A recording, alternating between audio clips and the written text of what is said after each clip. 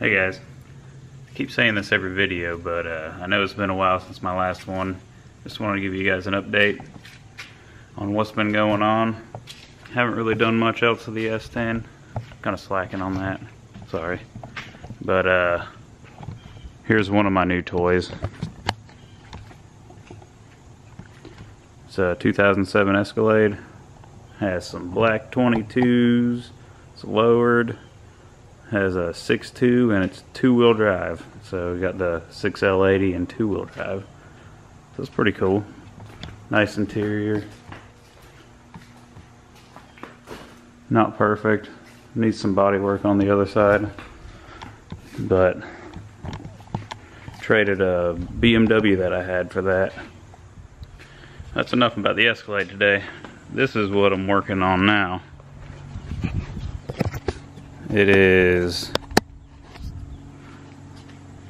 another Copart buy. It's a 2002 Suburban Z71, and don't worry, it's only this height because it's on jack stands. Basically what I'm going to do today, pulled the bumper and the grill off yesterday, but I'm going to be doing a leveling kit. Got some keys here, and if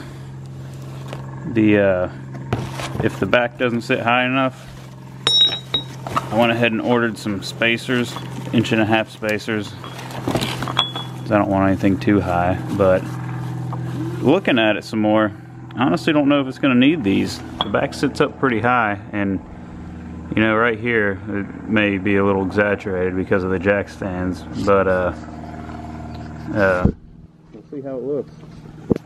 It'd be nice if I only had to do the front. And these just had stock size tires with no tread basically. So I bought some used 285 17s. They are Nittos, I believe, and they're actually on the same Z71 wheels. So I'll swap that out. But yeah, we'll see how this looks after I'm done with it. There's the interior of it. It's just dirty as could be. Not quite sure how people live like this. But other than that, it's not that bad. It's pretty much huge. It's like a school bus. 3rd row seat, and still plenty of room in the back. And more nasty. Somebody's sucking down a Coca-Cola. So yeah, we'll go ahead and get started. And this shouldn't take too long. Oh, one other thing before I start. If you're gonna mess with torsion bars, rent one of these. I mean, they're a lifesaver. You know, you can try using a C-clamp for removing the keys, but it's not gonna work, chances are. Trust me, I broke one in half before. So I learned my lesson. Went to AutoZone, rented that. But let's get started. Alright.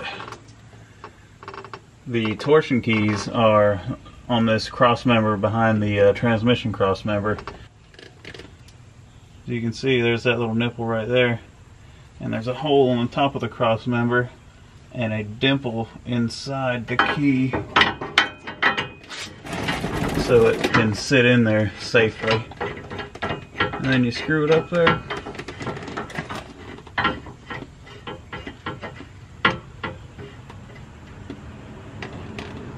And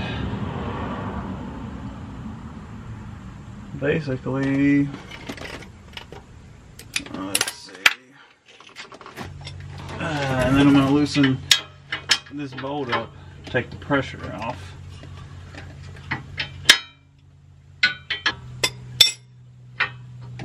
And that'll rotate up out of the way, and then you can hammer it on out of there.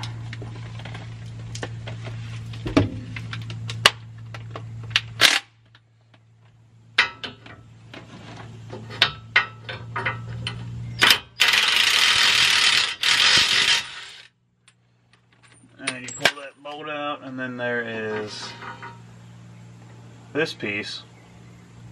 It has the threads in it. That's what you bolt into. And then now we got this, and we need to release the pressure off of this.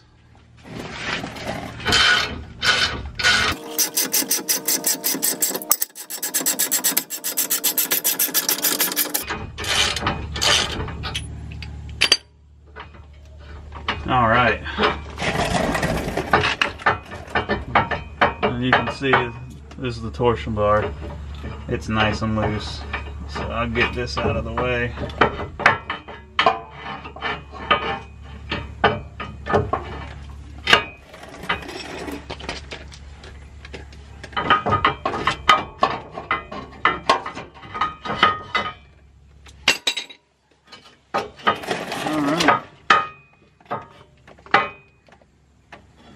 Now, may have to beat it a little bit just to break it loose. It's had so much tension on it for 20 years.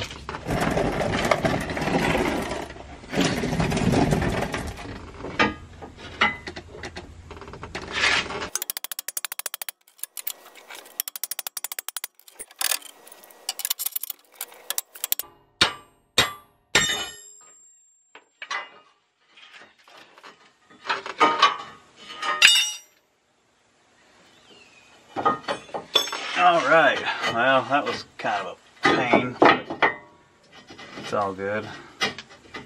Now, it popped out. There we go. Slid it back in. Now, I'll grab the other one. Alright. Here we go. These are the two different ones, and you can see here with the old one in front, I don't know if you can tell, the outside shape is pretty much the same. It's just the location of the hex and how it's rotated different. That's how you get the lift. And you see there's that dimple I was telling you about for the unloading tool. Alright, I'm gonna go ahead and throw this other one in.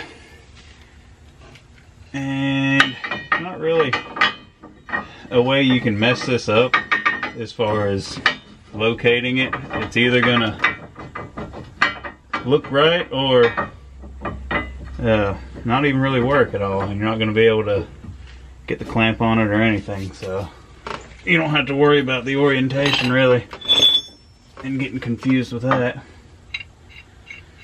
Alright.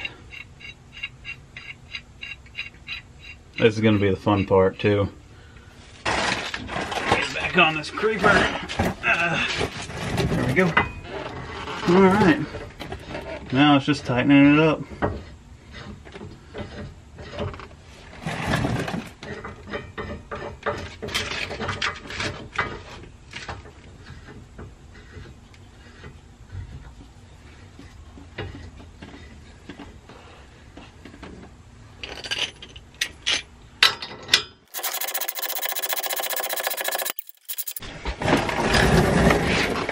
Alright, got that up enough. Now I'm going to put this piece back in, and that just sits on there. Then I'm going to put the bolt back in.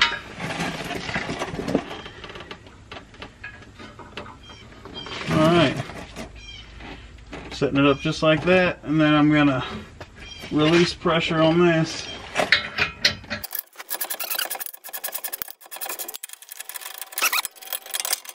That's it. And one thing I'm gonna do is I am gonna bring this all the way down to the bottom, and then I'm gonna adjust from there. Alright, finished the other side, and this is gonna be the first test to see how it looks.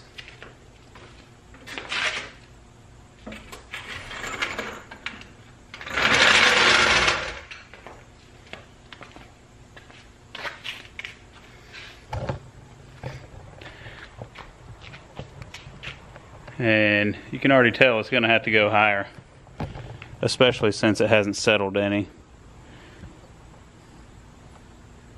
So I'm going to start it up and kind of drive it around a little bit back and forth, turn the wheels so that way it'll settle. Alright guys, there's the finished product. I ended up having to screw the torsion bar screws up another 4 turns to get it about right. And it's pretty much level with the rear.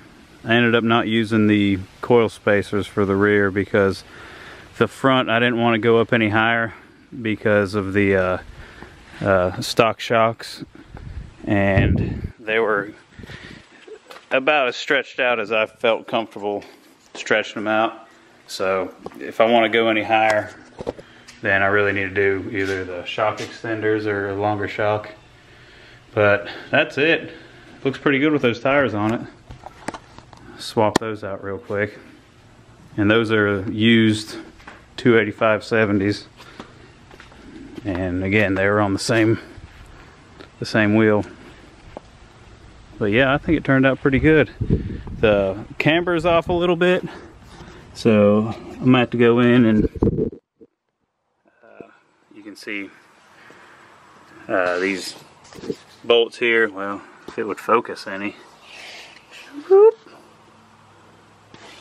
But anyways, that's it right there. So I had to loosen those up and adjust those around. Those are set on a cam. And, well, the sun is horrible. But I think it looks pretty good. A lot better than it did.